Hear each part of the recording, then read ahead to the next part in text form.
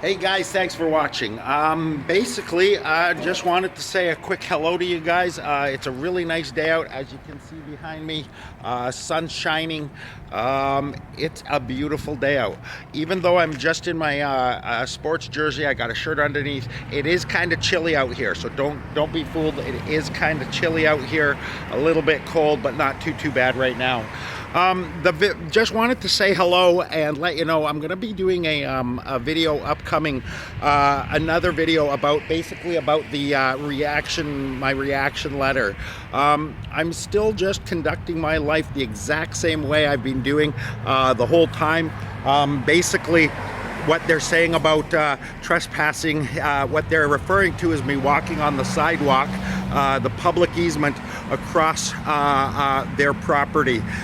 Generally, as I go by, I will spit on the ground, and it's just to show my sheer contempt for them and the attitudes they show, and the very fact that they're coming after a guy that's done nothing wrong. In fact, their chief, the one that gave me the trespass notice, he's actually the one that started my whole channel by coming over and taking a video of me taking a picture of me at the scene of an accident, at a scene that was 60 feet away. He came over because a policeman illegally wanted my ID for filming from 60 feet away. So he started the whole channel. That all started because of Adam Eckert. And because I've showed him up ever since that incident, as my channel shows, because I showed him up and because I show up every single instance of rude, arrogant, ignorant, scumbaggy attitudes that is prevalent here in the Welland Fire Department, right from the head on down. The sheer contempt for citizens that's shown. That's why I hold these public officials accountable, and as you can see, even because of that, this is what has transpired since. Let me be clear. I haven't been on City Hall property for since the 10 months since that last video was shot, where they falsely tried to trespass me and falsely tried to have me arrested illegally at City Hall. If you recall that video, we all know how that went. I wasn't going to take that crap from the city or from the police at the time. They are certainly not going to bully me off public property when I've done nothing illegal, just like I always have, never done anything illegal. I've actually got a couple friends now reaching out to lawyers for me, and these guys are going to be civil rights lawyers, human rights lawyers, and it's going to show, my channel will show a ongoing persecution based on the fact that I videoed a transgression of Adam Eckert's right from the get-go. So remember, when they tell you, when the police and fire try to paint me as the bad guy, paint me as the agitator, the facts of the matter is that I was a vlogger for about 6-7 months before I even had my first encounter with the police, which incidentally included Adam Eckert. Coincident that I'm getting persecuted by Adam Eckert in the fire department? No coincidence. We are standing actually right outside behind me, that building behind me, in that bike lane behind me, across the street. A man actually died. He was hit by a car and actually died on the scene. I believe he died on the scene. But these cameras on the top of this building here filmed that accident scene. It was in the sights, and us three, me, Michelle, and my wife Tammy, were inside watching when it actually happened. In fact, my one friend Michelle stated clearly, he's gonna get hit, and we all looked up and watched the guy get hit, and as you know what happened, check out that video. Basically, the fire department, I believe they know the driver. They either know the driver or the police know the driver. They're buddies or something. In any case, the driver wasn't charged with hitting the biker, the guy on the bicycle. No, instead they let him go, and they spun a narrative where the actual, they said that the bicyclist was actually in the actual road lane, which was a dirty lie. So the fire department here colluded with with a police investigation, and they basically lied. They said that the driver was the one at fault, and that he was probably riding right in the bike lane, riding right in the road, which was a complete lie. When we notified them of that, they still pulled off their 5-hour botched investigation that spun the narrative that he was at fault, which was completely false. So again, to the families of that man that died there, if you want to pursue litigation against the police officers and against the fire department there, because they worked in collusion to spin the narrative that the guy was damaged in the actual driving lane, which was a complete lie.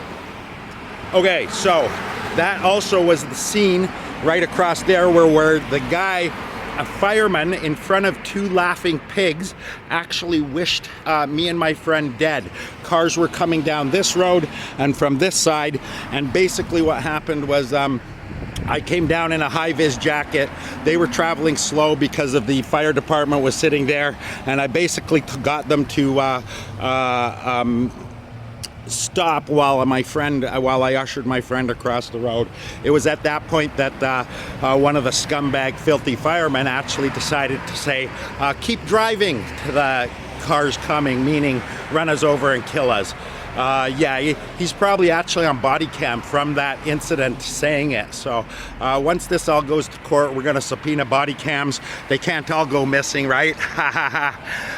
So yeah, we're going to get that eventually in litigation. It's all part of the that my channel has shown to be the case of harassment and ongoing persecution.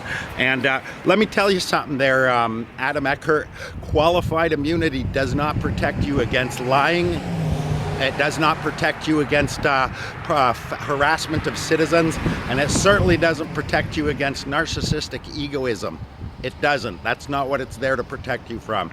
And you're going to learn that in court. You and the city are going to learn that. As a matter of fact, Steve Zorbas, eventually you're going to call me plaintiff. You're going to address me in front of a judge as plaintiff, and basically you're going to be, you are the one that forced this on record, but you have basically colluded. You have colluded and conspired with infrastructure to go against my human rights.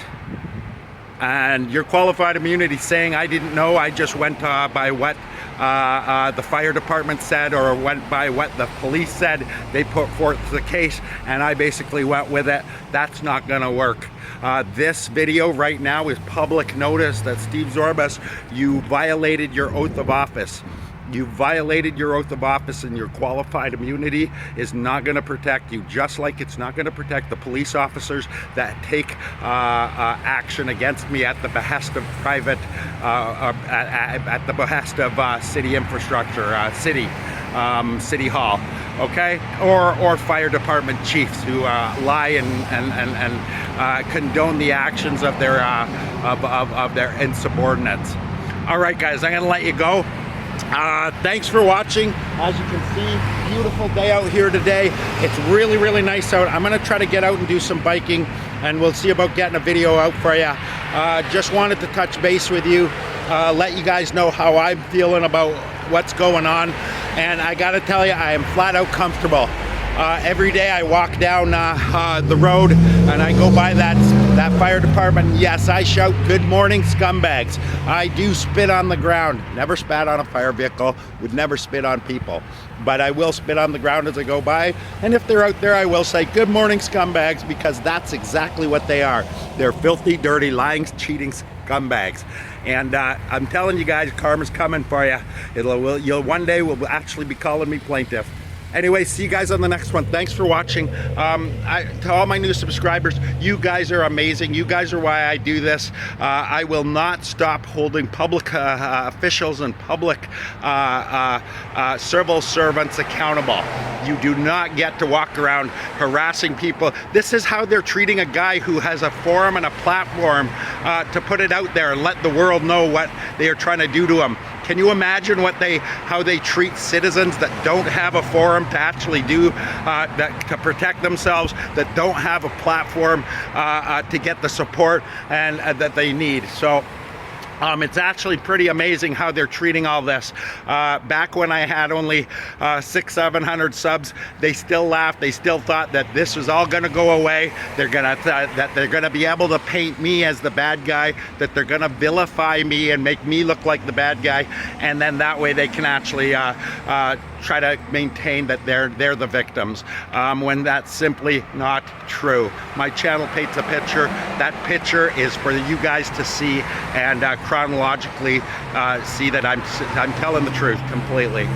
If I was such an agitator, if I was such a public menace, where was I the 12, 14 years before I started my channel? Where was I the 6 months at my channel start? I certainly wasn't chasing police and firemen. They came to me, they started this, they escalated this, and they're keeping this going. And that's fine by me. It's just ammunition for litigation at a later date. Again, we're hunting for lawyers that are willing to take this as a human rights case. The evidence is already out there. I've done all the hard work. I videoed it, cataloged it, playlisted it, and actually put it out there for you guys to see. So I've done more than what you could hope for. I have proof of what I say. The fire department and the police have absolutely zero proof of what they're claiming and what they say. And the proof is in the pudding.